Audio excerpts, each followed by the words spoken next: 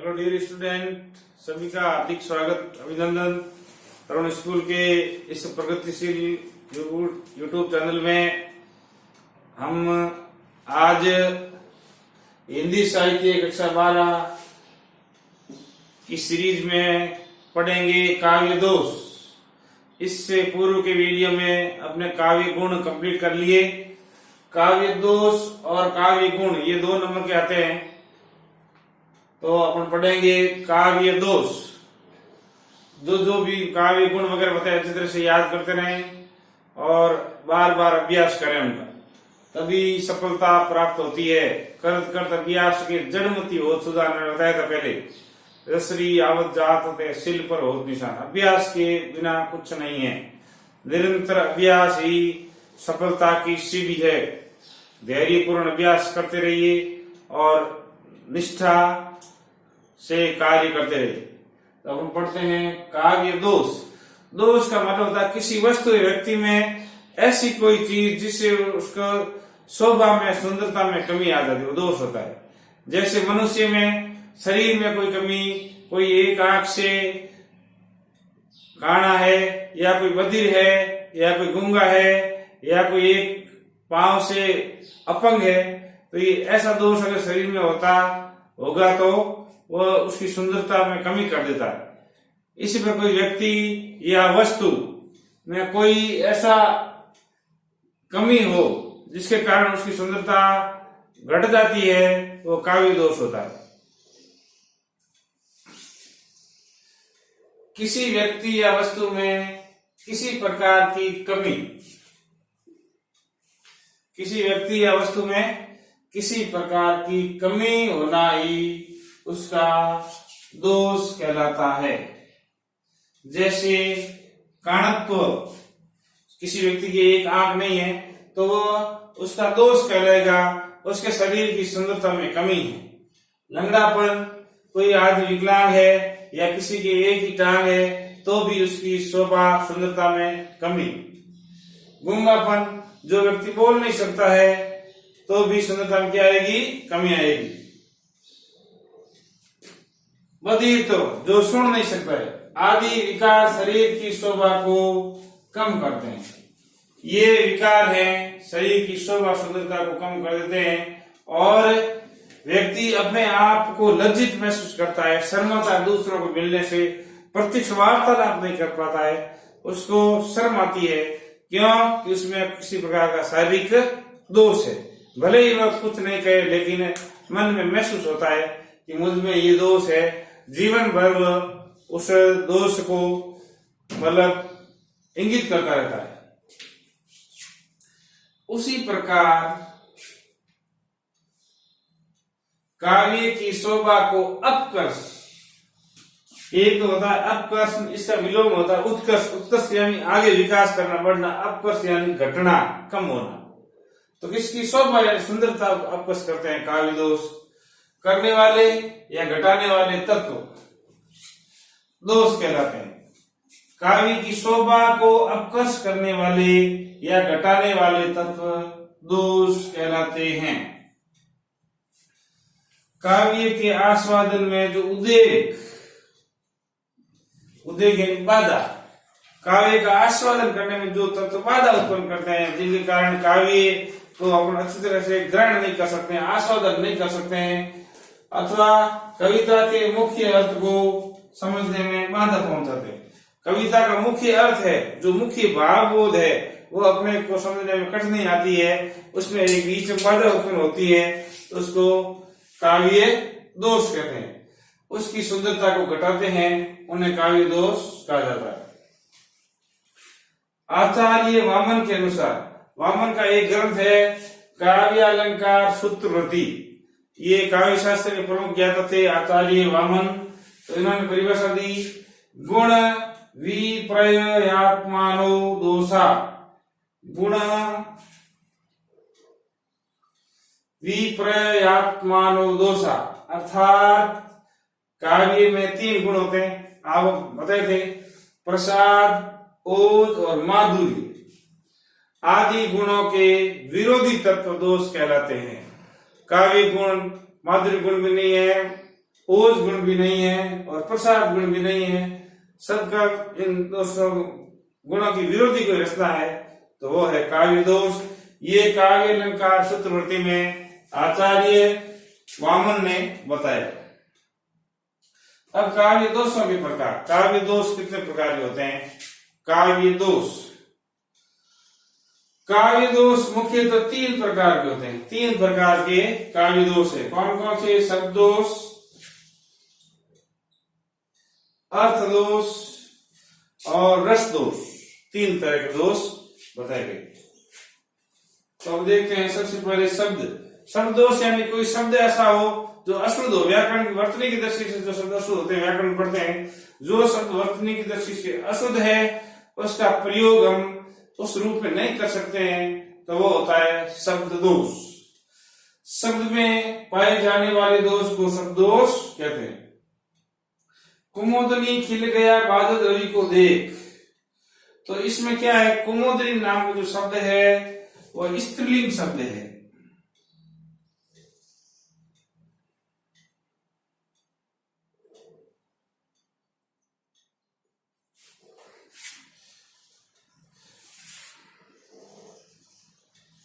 कुमुदनी का शब्द है स्त्रीलिंग।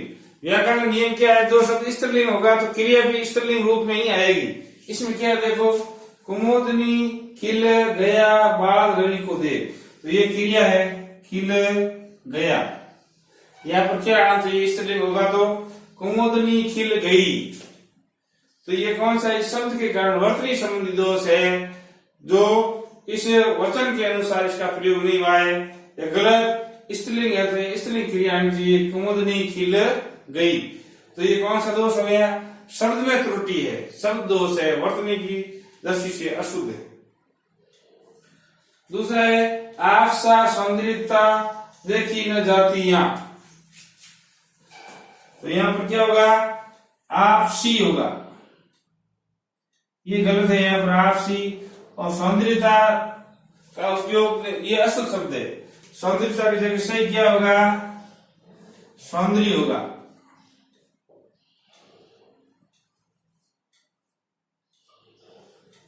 आपसा सौंदर्य देखा न जाता, मतलब पूरा पूरा ये अपने आप में गलत उपयोग है। सौंदर्य, सौंदर्यता शब्द कभी नहीं होता। सौंदर्यता, तो कौन सा दोष हो गया? शब्द दोष। अर्थ दोष, जहां कविता में ऐसे अर्थ का दोष हो जो वास्तविक अर्थ का पोषक नहीं है। ऐसा अर्थ जो या तो किसी प्रकार का जो वास्तविक अर्थ है व्याकरण की दृष्टि से जिसका अर्थ व्याकरण शास्त्र के नियम के अनुसार प्रयोग नहीं हुआ है, वो अर्थ दोष है। या एक ही शब्द के जो एक ही अर्थ वाले दो शब्द एक वाक्य में आगे हो, ऐसे अर्थ दोष होते हैं जहां अर्थ दोष माना जाता है। मारुत नंदन मारुत को मन को खगराज को वेग लजयो, यहाँ वेग की बात कही है तो जिसका वेग सबसे कम है वो पहले आना चाहिए, उसके बाद दूसरा आना, उसके बाद ये। तो इसमें सबसे पहले कौन सा आना चाहिए? मारुत नंदन मारुत को, मन को, खगराज, खगराज का वेग सबसे कम होता है इन तीनों में। तो पहले क्या आएगा? खगराज, मारुत नंदन खगराज को, फिर मारुत को और फिर मन को। मन की गति सर्वाधिक होती, मन की कल्पना अचानक सूर्य के पास पहुंच जाती है, स्वर्गलोक पहुंच जाती है, धरती के किसी भी कोने में मन की कल्पना अपन मन की गति सबसे अधिक होती। मन की चंचलता, मन की गति को सबसे अधिक माना है। तो जो गति सबसे अधिक हो वो सबसे लास्ट मानी चाहिए। मारुत नंदन मारुत को मन को खगराज को वेग लजायो, तो खगराज इस मन से पहले आना चाहिए। तो ये भी क्या है? अपने आप में दोष है अर्थ के अनुसार। इसका अर्थ है, अर्थ अगर समझ आ जाए, मन की गति का अपने को ध्यान हो, मन की गति सर्वाधिक होती है तो वो लास्ट में आना चाहिए, अर्थ समझ आ जाएगा। मैं प्रातः काल के समय घूमने जाता हूं, इसमें आपको कौन सा दोष लग रहा? 2 मिनट के लिए पूछता, 2 सेकंड रुककर। मैं इसमें ऐसे कौन सा शब्द है जिसके एक ही अर्थ है? बताइए। मैं प्रातः काल के समय घूमने जाता हूं, इसमें कौन से शब्द है जिसका एक ही अर्थ है? एक ही अर्थ बहुत ध्यान 2 बार प्रयोग हुआ है, तो मैं बताता हूं। प्रातः काल, अब अपने आप में समय का द्योतक है। प्रातः क्या है? प्रातःकाल समय है। मैं प्रातःकाल, फिर ये समय शब्द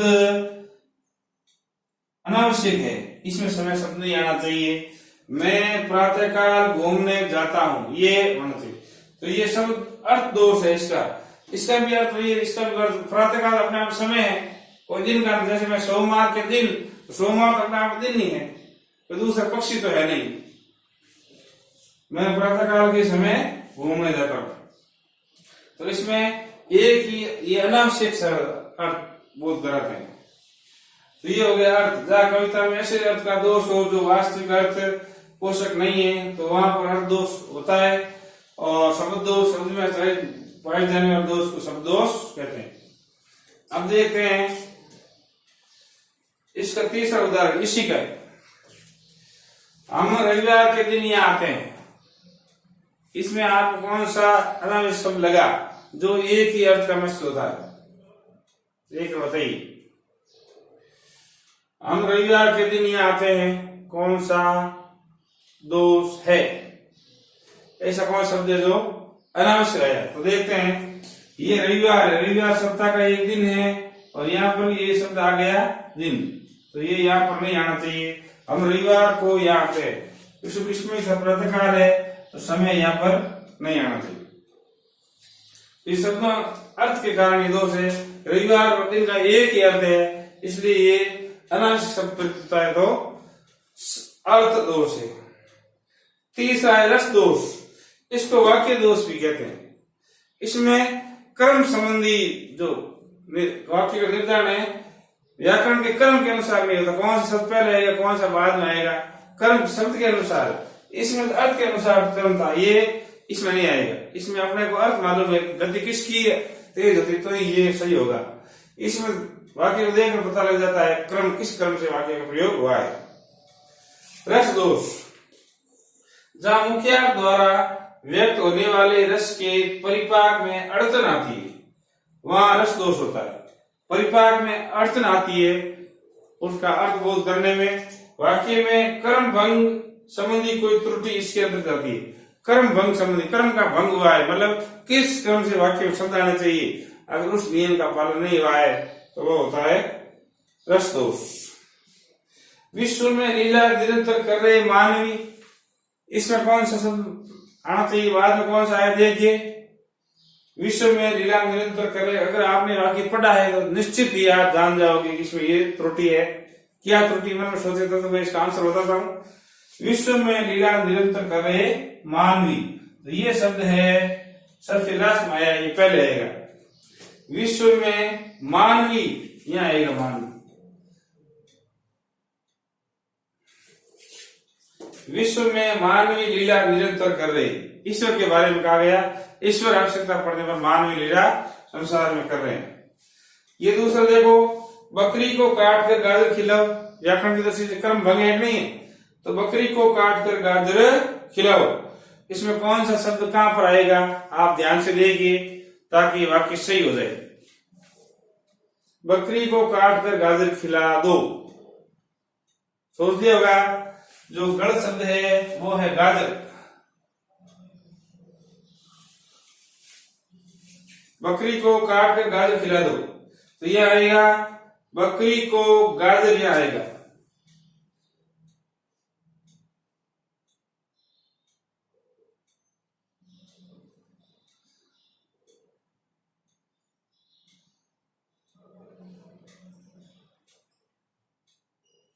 बकरी को, ये गाजर शब्द गाजर काट कर खिलाओ, ये कर्म संबंधी दोष है। अमानुषी भूमि अबांदरी करो, इसमें लंकापति रावण कहता है कि मैं इस पृथ्वी को मनुष्यों से रहित और वानरों से रहित कर दूंगा। उसका भाव कहने का ये है, लेकिन इस पंक्ति में ये अर्थ नहीं है। इस पंक्ति में अर्थ क्या है? अमानुषी भूमि, जो भूमि मानव रहित है पहले से ही, उसको मैं अबांदरी करूंगा, बंद रहित कर दूंगा। जो भूमि पहले से मनुष्यों से रहित है, मतलब भूमि पर मनुष्य है ही नहीं, उस भूमि को मैं अबांदरी कर दूंगा, मतलब वानरों से रहित कर दूंगा। तो ये अर्थ है तो किसी का कर्म के कारण क्या होगा? अमानुषी अबानरी भूमिकरण, भूमि शब्द यहाँ आएगा।